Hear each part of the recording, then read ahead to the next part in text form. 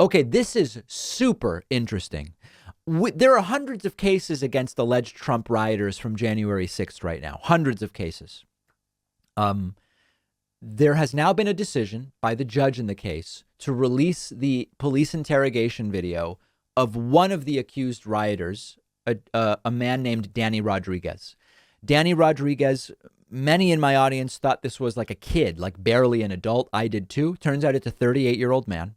Danny Rodriguez has admitted to being the individual who tased Officer Michael Fanone, who was one of the 3 or 4 officers who testified before the committee investigating the January 6th riots. We're going to look at some clips of the police interviews. Some call them interrogations, and they are interesting in a number of ways. In terms of the police interviewing techniques, they are all completely standard. When I streamed some of these clips yesterday, there were people in the chat saying everything here is crazy that the police are doing, and others saying this is all totally standard. Everything that happens here is completely standard.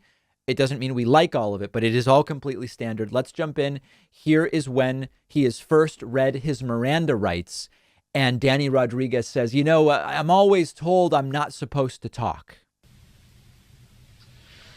I want to talk to you guys, and in the past, lawyers have always told me, you don't say anything. We're not going to help you. Mm-hmm. Well, look, by signing this, you're just acknowledging that you read your rights and that you're willing to talk to us at this time. Just because you signed it doesn't mean any of these rights go away. These rights are always with you throughout the entire process that you're in the legal system, okay? Does that make sense? All right, so totally standard. Danny signs, acknowledges that he's been read his rights, and then does proceed to talk, although he seems sort of hesitant. In this next moment, the officers do something that's very, very typical. And I'm not saying this is good or bad. It's very, very typical. They say, listen, we want your side of the story, because right now we're getting everybody else's side, and we want your side of the story. The implication is always that you can help yourself by telling your side of the story. Now, defense lawyers will tell you it's never in your interest to just start talking in this way. You really want to make them have to prove their case against you. Now, this guy ultimately admits what he did, and there's video evidence and whatever, but just merely, for people saying, oh, well, he's being tricked. This is typical. We want to hear your side of the story. Every defense attorney I know would say, get a lawyer. Don't say a word and get a lawyer. This is an opportunity here for you to let us know and help us understand, because right now we don't frankly understand exactly what happened from your perspective. Right. And I think that there's an opportunity here for us to get clarity on what went down and what you... And these are always the terms that investigators use. This is an opportunity for you. Most people hear opportunity. That sounds good. We can clear this up. Let's clear this up. And good police interviewers already have the clarity they need from evidence and other people they've spoken to. And what they mean by clarity is getting you to admit that this is the thing that you did. So then they get on to some pretty interesting substantive stuff. Why did Danny Rodriguez start going to rallies in the first place? Trump rallies and other right-wing rallies. Well, among other things, it was Alex Jones and InfoWars. Take a listen to this. Mm-hmm. And so I think that's kind of what I'm trying to understand. I don't know what happened either. Is I want to know that Danny though. I want to know that Danny that that kind of intervened in that situation, and I want to know how that Danny got to January 6th.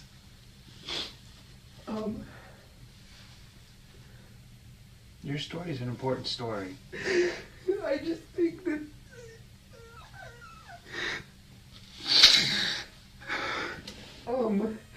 And by the way, that line, your story is an important story. I got a couple of emails from defense lawyers who said, without saying anything about this particular guy, oftentimes people in these situations don't really understand what's going on, and that the detectives are there only if they believe you did it, to be able to build that case against you to ultimately have this go to trial and get a conviction. This idea of your story is an important story, more sophisticated individuals. I mean, listen, if I was sitting there, I would go, stop blowing smoke where, where an important story. What do I look like an idiot to you? I mean, but it works. And that's why they say stuff like this is an important story. Seem crazy or like a conspiracy theorist because you guys it's gonna come out and I'm gonna get locked up because like I believe this and it's gonna put me in jail. Okay. So continuing to ask those questions, and he does, for the most part, continue talking about it, and then they get to this part about Alex Jones. Let's take a listen to that. We've done this for a long time. We've talked to, like I told you, we talked to a lot of people, and a lot of people are worried about being judged when they talk to law enforcement, that we're going to have an opinion. And I'm telling you right now, we don't hold judgment over you. It's going to be the jury and the judge. And no, it's going to be a but DC like judge. even as a fellow human being, right? That's what we're telling you. We're looking at you today as a fellow human, as a fellow citizen of this country, as somebody who has lived here and put in investment into this country of your work, and you grew up here. And look, I don't have any loyalty to any other country. It's just America, and this is all I know, and this is all I want. And I don't care about any other part of the world except for our team. So how did the Danny that stood on the line in between law enforcement and Antifa BLM, how did you get to that point? What happened in your life? Like, how did you start going to these rallies?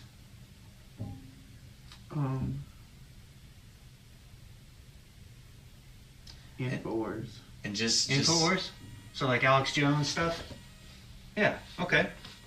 Alex Jones and Infowars is what started to radicalize him in this direction. Now, maybe the most contentious aspect of this is that his lawyers are now claiming he signaled he didn't want to talk by shaking his head at one point during the interview. And I'm going to show that to you. And this is pretty early on.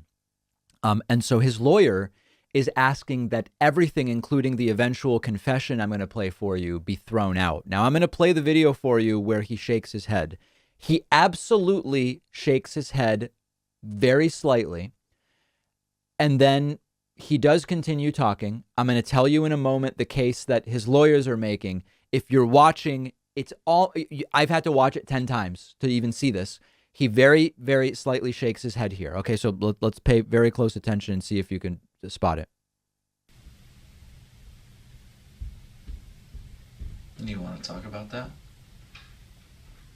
Okay, so he's asked, do you want to talk about that? It's a very, very slight head shake. Very, very slight. I'll play it one more time. It's barely visible. Do you want to talk about that? Because I'll tell you what. Everybody else is going to talk about that. Yeah, I'm pretty ashamed. So what happens is he's asked, do you want to talk about that? It's a very slight head shake. And then he's told everyone else is going to talk about it. And then he says, well, I'm ashamed. And then he continues talking. It's incredibly subtle. The argument that his lawyers are making is everything after that is inadmissible, because when a suspect says they don't want to talk, they can resume talking under their own choice, but they have to be the ones doing it. And this is the argument his lawyers are making. And because the detective then said, well, everyone else is going to talk about it, the lawyers are saying that is continuing to question him, even though it's not literally a question, that they continued even though he shook his head. This, I spoke to a couple defense lawyers. They're saying this is very, very 50-50. But that if they had to guess, this is not going to be a confession that is thrown out on the basis of that slight head shake. But that's what his lawyers are arguing for. Now, then you get to a key moment, which is where he says, yes, I tased him. He tased Officer Fanone. This is sort of like the key moment of the confession. Okay, what do you want me to tell you? That I tased him? Yes. Explain am I a piece of shit? Yes. Why did you tase him? I don't know, I'm a piece of shit. I'm sorry, I don't know. He's a human being with children. And he's not a bad guy. He sounds like he's just doing his job. And So here it starts to sound like there's some aspect of remorse. I'll get back to that. Here he says he was in D.C. because as far as he knew, Trump called them to D.C. How do you get to January 6th? Like, what else happens in that period of time? Trump called us to DC. Tell me about that. How did he let you guys know to come to DC?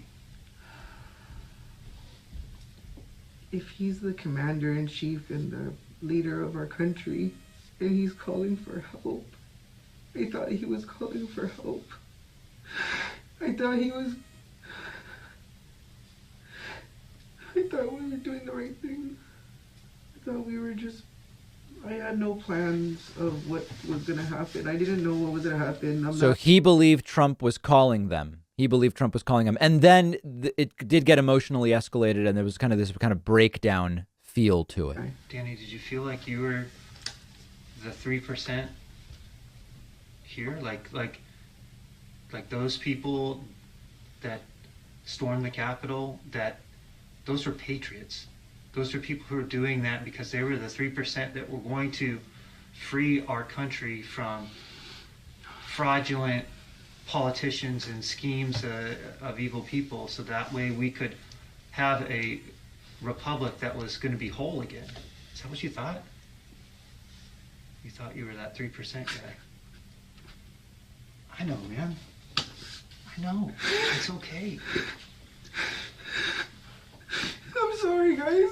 No, we know. Look, listen. So sorry, We know you thought that you were that 3% guy. I'm so sorry. I did. So this is interesting for a number of different reasons. One, this is just one story of the hundreds. There are hundreds of people like this who they believed that they were patriots. They believed Trump was calling them to D.C. They believed they were doing the right thing by tasing a police officer, and on and on and on. Number two, in moments, he sort of seems remorseful, but then in other moments, you realize he actually isn't. He talks about he and his patriots, is there going to be room in the jail for the number of patriots that are there? He still continues to insist that they were doing, generally speaking, the right thing. So what this one story tells us, I don't know, but understand that when we say stochastic terrorism, people see these messages, all this different stuff, and it leads to real world action. It very much does. And every single one of them now is a case involving investigators, the judicial system, etc. And the people who incited this stuff, at least so far, have suffered no consequences whatsoever. We're going to follow this case and others as they go forward. One of our sponsors is called Privacy. Privacy is a totally free service that I've been using for years. Privacy lets me create virtual payment cards with one click, and when I use the virtual card, the money is taken out of my bank account. You can create multiple cards, delete them, freeze them, set a spending limit on them. Let's say I'm signing up for a free trial and it requires a credit card. Privacy will autofill a virtual card number, and then after signing up, I can delete that virtual card, so I know I'm not going to be charged again. Something really useful and very practical. Or let's say I'm ordering food over the phone, but I left my wallet somewhere. I don't have my real credit card on me.